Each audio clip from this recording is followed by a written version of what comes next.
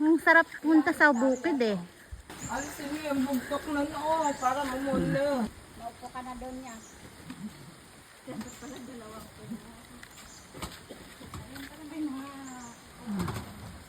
Yun lang mo yung...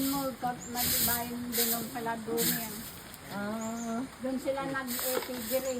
Kaulayo. Ay, Alsada yun, ante, hanggang doon. sasakyan. Hallelujah, thank you Lord. Narating na niya finally at the age of 70 narating na niya ang nursery.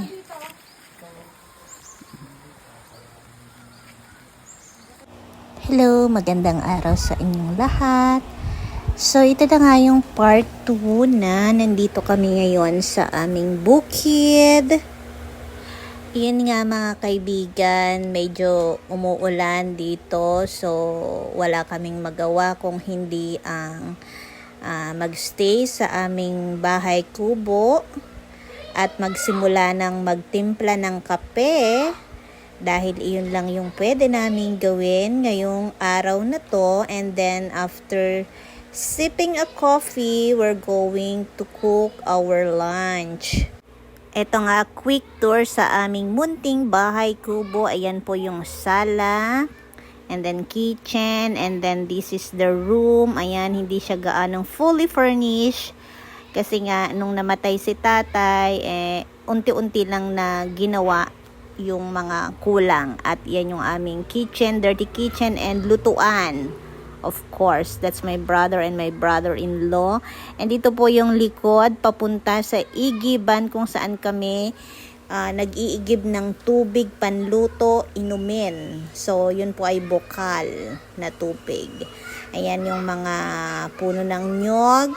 So, nung kami ay mga bata pa, every weekend, dito talaga kami sa bukid. So, ayan, kung makikita nyo, andito pa rin yung mga puno na mga kinalakihan namin, and ang tataas na ng mga puno ng nyog dito, sobra.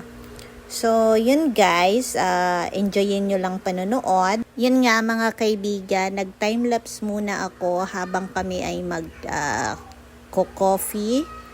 And sana ma-enjoy nyo ang vibes ng aming munting bukirin dito sa aming bahay kubo, and sana mag-enjoy kayo sa panonood, and of course don't forget to subscribe and click the notification button para updated kayo.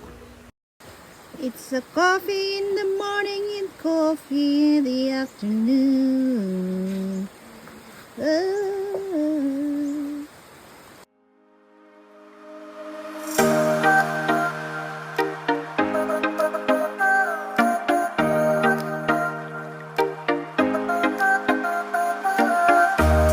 Kasi baka ano na pag umating sa malabo.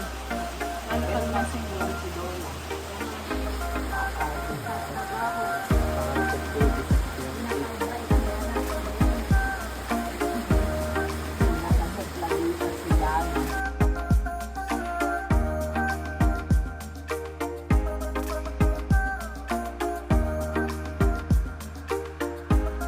Maganda nga kasi ano, oo.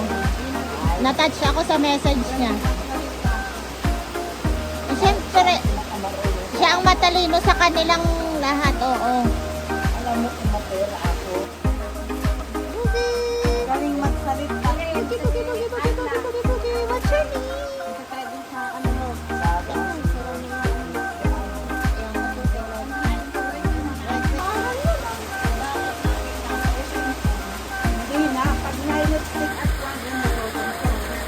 Pag naka-arjud, naka-smile.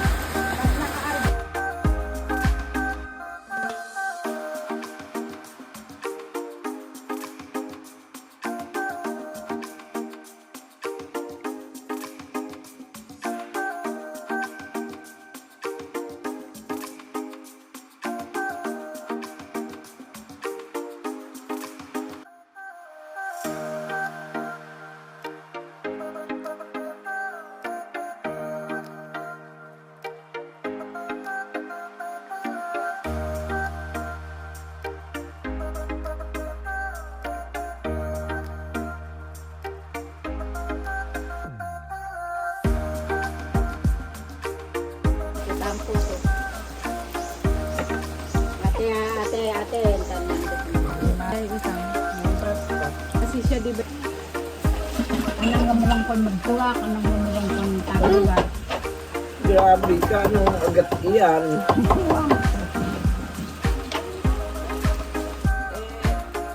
Isel, pahati ng sibuyas dyan, saka isang puso na bawang. Ma-anemic ka. Kailangan may ano ka ng peros. Ito. Kapag ka.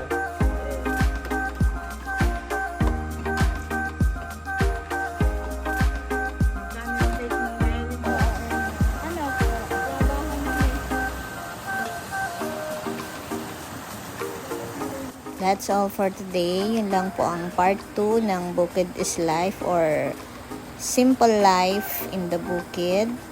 At sana nag-enjoy kayo sa panonood. And abangan nyo po yung part 3. See you! Bye-bye!